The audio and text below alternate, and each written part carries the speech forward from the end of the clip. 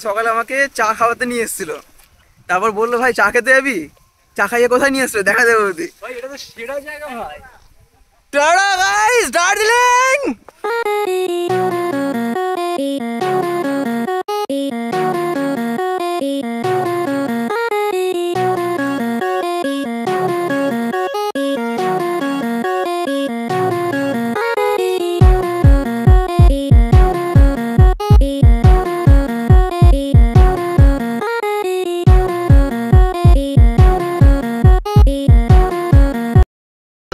Hello friends, welcome to a new video.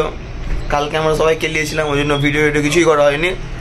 আজকে থেকে হবে হচ্ছে ব্লগ।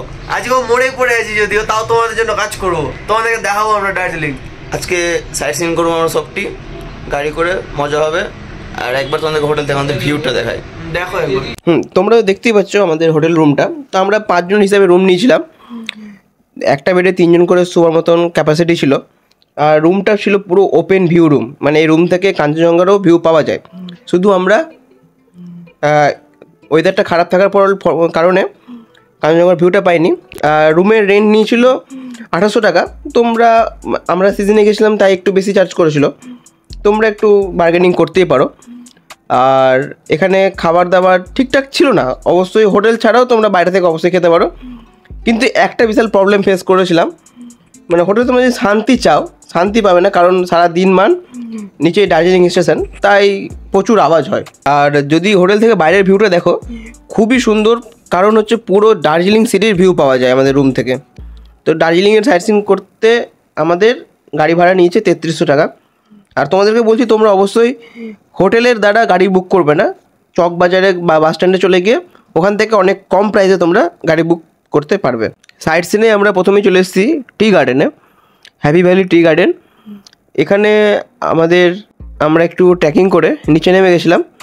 আর জায়গাটা কিন্তু বেশ সুন্দর, চা বাগানে ভর্তি চারিদিকে। আর সত্যি কথা বলতে গেলে আমরা তো এদিককার মানুষ, তাই নিচ থেকে উপর আর উপর থেকে নিচ করতে কিন্তু অনেক কষ্ট হচ্ছিলো সত্যি কথায়। টি গার্ডেনের পরে আমরা নেক্সট চলে এসেছি রামকৃষ্ণ মিশনের। রামকৃষ্ণ মিশনের জায়গাটা দেখতে পাচ্ছি এত সুন্দরভাবে সাজানো গোছানো না, মানে উপর থেকে ভিউটা জাস্ট অসাধারণ লাগে দেখতে। এবার রামকৃষ্ণ মিশনের ভিতরে আমরা ঢুকে গেছি, আর ঢুকেই ভিতরটা এত সুন্দর এবং মনে হচ্ছে একটা কোনো শান্ত জায়গায় আমি প্রবেশ করেছি। চারিদিকে কোনো আওয়াজ নাই, কোনো গাড়ি ঘোড়া কিচ্ছু আওয়াজ নাই। নেক্সট চলে এসেছি আমরা তেনজিং রকে। হ্যাঁ, এখানে আমরা রকে উঠিনি, আমাদের 2 জন ফ্রেন্ড উঠেছে। এখানে উঠতে গেলে 100 টাকা লাগে, 50 টাকা ওঠার জন্য, 50 টাকা নামার জন্য। এরপরেই রাস্তার সুন্দর ভিউ দেখতে দেখতে আমরা চলে আসলাম জাপানিজ টেম্পলে বা পিস পাগোডা। তো এখানে আমরা দেখতে পাবো গৌতম বুদ্ধের বিভিন্ন অবতার, লাইক গান্ধারা, মথুরা, অমরাবতী। এগুলো দেখে সত্যি তোমাদের খুবই সুন্দর লাগবে। আর চারিদিকে যে পাইন বন, সেটাও কিন্তু খুবই সুন্দর। রাস্তায় যেতে যেতেই হঠাৎ আমাদের চোখে পড়লো ইয়ারিয়ান মুভিটা যেখানে শ্যুট হয়েছে সেই স্কুলটা। আর এই রাস্তায় আরেকটু এগোলেই পরে আমাদের জু আর HMI। এবার আমরা যখন বন্ধুরা ঘুরতে বেরোয় না, তখন তো একটু বাকচুদি না হলেই না। ওই জন্য আমরা বেশি এক্সপেরিমেন্ট করার জন্য একটা ভুল রাস্তা ধরে নিয়েছি, যে রাস্তায় কিছুই নাই। ওখানে অনেকটা টাইম নষ্ট করার পর অবশেষে আমরা পৌঁছালাম জুয়ের গেটের সামনে। এখানে মাথা পিছু 110 টাকা করে টিকিট কেটে আমরা এন্ট্রি করলাম জুতে। আর জুতে এন্ট্রি করে বিশাল ভিড় এখানে জুতে।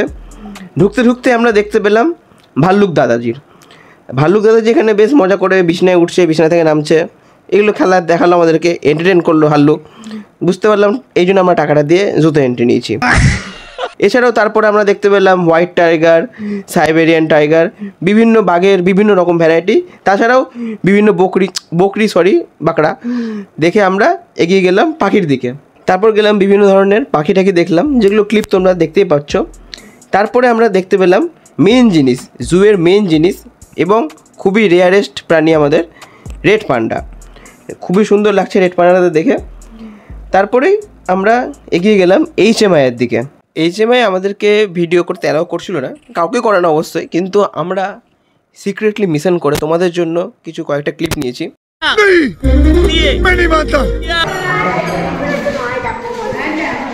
এই যে HMI কিন্তু পুসি নামক একটা ইঞ্জিন। क्या बोला तूने? असली আর এইচ মায়ের মিউজিয়াম থেকে বেরিয়ে জাস্ট সামনে দেখতে হবে একটা খাবারের দোকান, যে খাবারের দোকানে আমরা বিভিন্ন চিকেন থুপ্পা, মোমো, এছাড়াও বিভিন্ন ধরনের আইটেম লাইক ফ্রাইড রাইস, চপসে, এগুলো জিনিস তোমরা ট্রাই করতে পারো। আর প্রাইসটাও খুব রিজনেবল, টেস্টটাও খুব অথেন্টিক। আমাদের নেক্সট ডেস্টিনেশন হচ্ছে রক গার্ডেন। রক গার্ডেনে ঢোকার জন্য মাথা পিছু 20 টাকা করে টিকিট কেটে নিয়েছি আমরা। কেটে নিয়ে এবার হাঁটতে হাঁটতে উপরে চলে এসেছি। উপরে এসে এত সুন্দর ঝর্ণা, মানে ঝর্ণাটা মনে হচ্ছে লেয়ার লেয়ার করে উপর থেকে নিচে পড়ছে। আর উপরে উঠে আমরা প্রচুর ছবি তুলেছি, প্রচুর মজা করেছি। এত সুন্দর মজা বাকি জায়গাতেও হয়নি। আর জায়গাটা খুবই সুন্দর। আর আমরা এমন সময় গেছিলাম তখন সেরকম ভিড়ও ছিল না, তো ফাঁকা ফাঁকায় আমরা খুবই মজা করেছি। ঘোরাঘুরি কমপ্লিট করে আমরা চলে আসলাম মেলে। আর মেলে এসে আমরা শুরু করলাম মার্কেটিং।